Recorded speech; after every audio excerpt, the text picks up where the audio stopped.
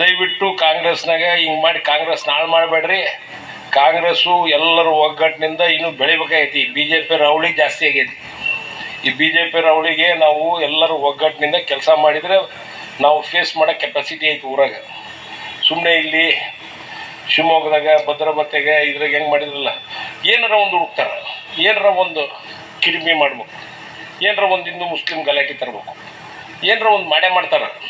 ಅಂದನ್ನ face ಮಾಡೋ ಅಂಥವು ನಮಗೆ ಎಲ್ಲರನ್ನು ಸೇರಿಸಿ ಒಗ್ಗಟ್ಟಿಲ್ಲಿ ಕರ್ಕೊಂಡು ಹೋಗೋಂಥವ್ರನ್ನ ಒಳ್ಳೆ ಅಭ್ಯರ್ಥಿನ ಆರಿಸ್ರಿ. ಮತ್ತು ಮುಖ್ಯವಾಗಿ ಒಳ್ಳೆ ಚುನಾವಣೆ ಹಿಂದೆ ನಾವು ನೋಡಿದ್ವಿ.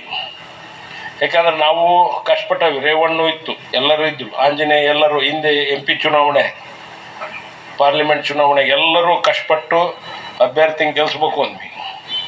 ಅದ್ರ ವಿರೋಧ ಮಾಡಿದ್ರು ಅದಾರ, ಏನಪ್ಪ ವಿರೋಧ ಮಾಡಿ ಇಂಡೈರೆಕ್ಟಾಗಿ ಮಾಡಿದ್ರು ಅದ. ಅಂಥವ್ರಿಗೆ ಒಂದು ಸ್ವಲ್ಪ ಅವಾಯ್ಡ್ ಮಾಡಿ, ಕಾಂಗ್ರೆಸ್ ಪಕ್ಷಕ್ಕೆ ಇಲ್ಲದ ಮನೆ ಕೂತ್ಕೊಳ್ಳೋ ಅಂಥವ್ರನ್ನ ಸಪೋರ್ಟ್ ಮಾಡಿ.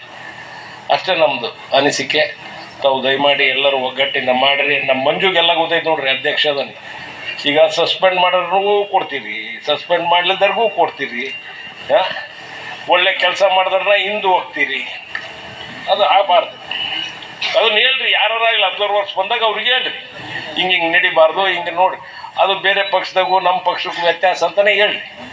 ಹೇಳಿ ಒಳ್ಳೆ ರೀತಿಯಿಂದ ಒಳ್ಳೆ ಅಭ್ಯರ್ಥಿನ ಆರಿಸಿ ಒಳ್ಳೆ ಅಭ್ಯರ್ಥಿನ ಗೆಲ್ಸೋಣ. ಈಗ ನಾವು ಅವ್ರಿಗೆ ಕೊಡಲಿಲ್ಲ, ಅವ್ರಿಗೆ ಕೊಡಬೇಡ್ರಿ, ಇವ್ರಿಗೆ ಕೊಡಬೇಡ್ರಿ ಅಂತ ನನ್ನ ಭಯ ಬಂದಿಲ್ಲ. ಈಗ ಯಾರೋ ಬಂದರೂ ಇಲ್ಲಿ ಅನೌನ್ಸ್ ಮಾಡಿರಿ. ಈಗ ಯಾರು ನಮ್ಮ ಮಂತ್ರಿ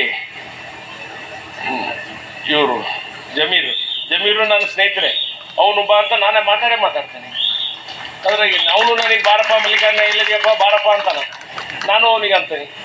ಅದನ್ನು ತಪ್ಪಾಗಿ ಅರ್ಥೈಸೋದು ಬೇಡ. ಅದನ್ನು ಅರ್ಥೈಸೋದು ಹಂಗಂದ್ರು ಹಿಂಗಂದ್ರು. ಈಗೂ ನಾನು ಹಂಗೆ ಮಾತಾಡೋದು ಜಮೀರಿಗೆ.